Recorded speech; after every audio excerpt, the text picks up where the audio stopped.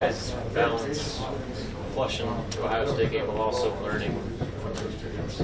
Yeah, I think you just gotta come in on, obviously on Sunday we have to get it cleaned up as a staff, and then we also have to game plan for Northwestern. The kids have to come in on Monday morning. We have to get the corrections made, and then it's on to Northwestern from there on. After that first meeting, win or lose on Monday morning, you have to be done with that one. You have to get on to the next one because the next game is the most important one always.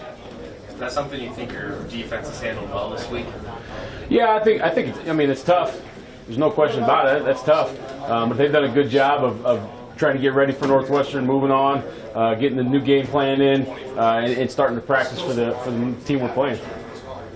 What stands out about Northwestern in terms of their challenge on offense? You know, Northwestern's a team that I think everybody always respects in this league because they're never going to beat themselves. They're a disciplined team. They're a tough team. They're going to be where they're supposed to be, and for the most part, they operate what the coaches want them to do. And so, I think you just have to be sound in what you do. You have to be sound in your coverage. You can't be pressing. You can't be overextending yourself trying to make a play because they'll make you pay. They're smart enough to adjust to what everybody's doing. But I think it's a really good football team that doesn't beat themselves a lot. How much of a coach have you just thought about the way last year's game up there? Yeah, I mean, you in the offseason you watch that one a bunch, and how could we have called it differently? How could we have executed differently? How could we have managed the clock differently? So many situations went into the end of that football game. I think you analyze that one a lot, not just for the getting ready for Northwestern this year, but also, all the games just as a coaching staff.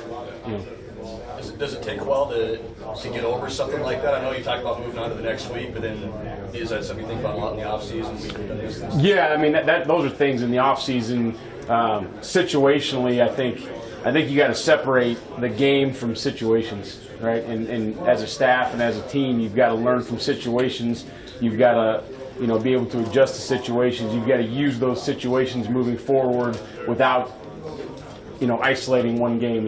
At that point, it becomes a situation we need to work on, not just the Northwestern game. And then in the offseason, you really revisit that.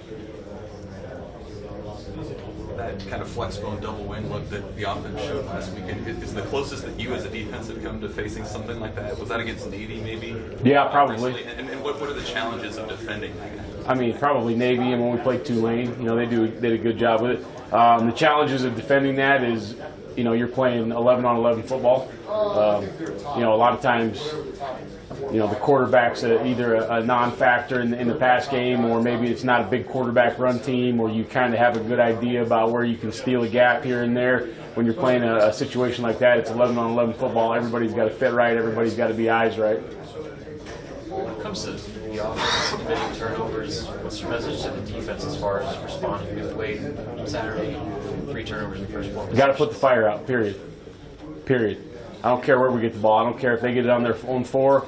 I don't care if they get it on their own 40. I don't care if they get it on their own 20. We got to put the fire out, period. We didn't do a good job of doing that on Saturday.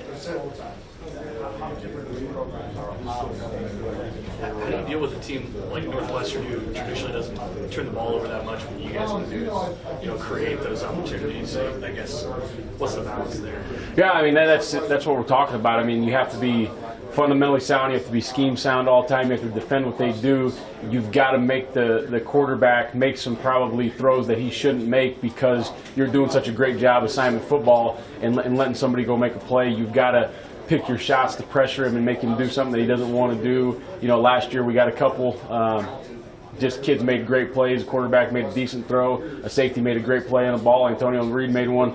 But you just got to defend their offense, and you've got to be fundamentally sound and then make them make a mistake.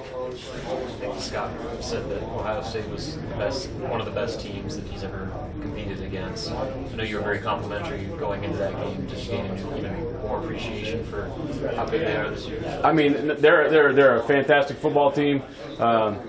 They've got really good football players, but the bottom line is when you're playing a team like that, you have to execute, and we did not execute. Take nothing away from them. They're a really good football team, but we did not execute on Saturday. Who knows what it could have been. Who knows what it could have been, but they executed and we didn't.